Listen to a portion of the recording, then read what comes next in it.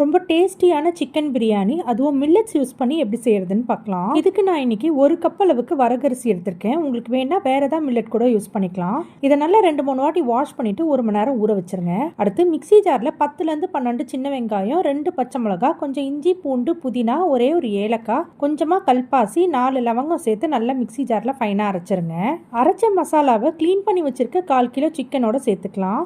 இது கூட 2 ஸ்பூன் அளவுக்கு தயிர், கொஞ்சமாக மஞ்சள் தூள் சேர்த்து நல்லா மிக்ஸ் பண்ணி தனியாக வச்சுருங்க.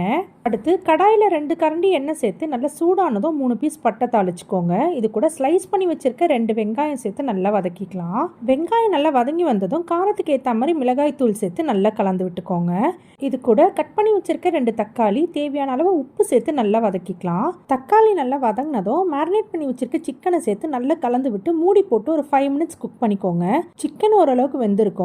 இப்போ இது கூட ஊற வச்சிருக்க வரகரிசி, 1 கப் அரிசிக்கு 2.5 கப்பு தண்ணி, கொஞ்சமாக புதினா, 1 ஸ்பூன் அளவுக்கு பிரியாணி மசாலா, ஒரு லெமனோட ஜூஸ் சேர்த்து நல்லா கலந்து விட்டு மூடி போட்டு மீடியம் ஃப்ளேமில் வச்சு ஒரு 15 to 20 மினிட்ஸ் குக் பண்ணிங்கன்னா ரொம்ப டேஸ்டியான சிக்கன் பிரியாணி ரெடி. இது வெந்த உடனே பார்த்தீங்கன்னா குழஞ்சிருக்கா மாதிரி தான் இருக்கும். இது ஒரு 10 நிமிஷம் ஆற விட்டிங்கன்னா நல்லா உதிரியாக வந்துடும். இது வரைக்கும் நீங்கள் மில்லட்டில் பிரியாணி சாப்பிட்டதில்லைன்னா கண்டிப்பாக ஒரு வாட்டி ட்ரை பண்ணி பாருங்கள். நாளைக்கு வேற ஒரு ரெசிபியோட பார்க்கலாம்.